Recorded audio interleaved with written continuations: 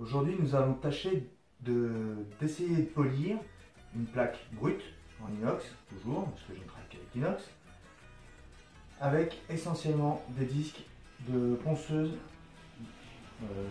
vibrante circulaire. Donc là, j'ai un disque de grain 40, parce qu'il y a quelques rayures sur ma tôle, je vous la ferai voir après. J'ai du 80, du 150, du 400 et du 800.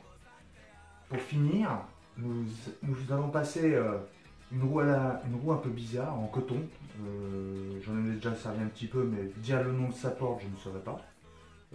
La référence D3H40, je ne sais pas si ça parle, mais nous allons essayer d'utiliser ça.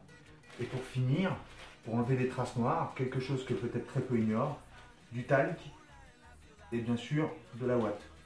Pourquoi du talc? Le talc a un avantage par rapport à certains produits très corrosifs qui enlèvent les traces noires. J'ai connu une marque mais je ne me rappelle plus. Le talc a un grain contrôlé. Il permettra d'enlever ces traces noires sans laisser de traces sur la tôle après avoir frotté. Donc, voilà. Donc là, on va faire un petit tour d'horizon de la tôle pour vous montrer les principaux défauts qu'elle a.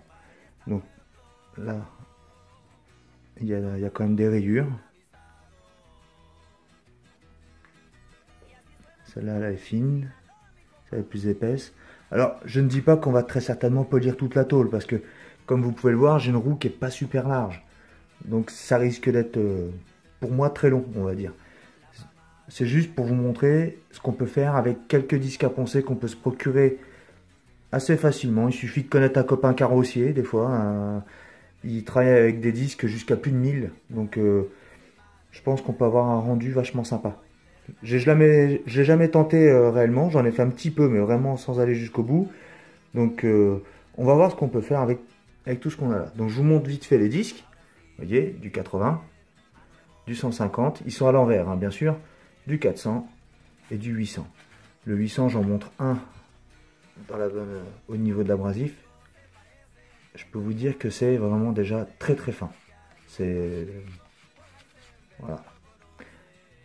Et donc, mon paquet de coton, mon talc et un petit bout de pâte à polir couleur bleue. Alors, il existe différentes couleurs. Il existe du bleu, il existe du vert et du marron, je crois. Alors, de mémoire, le bleu, c'est pour l'inox.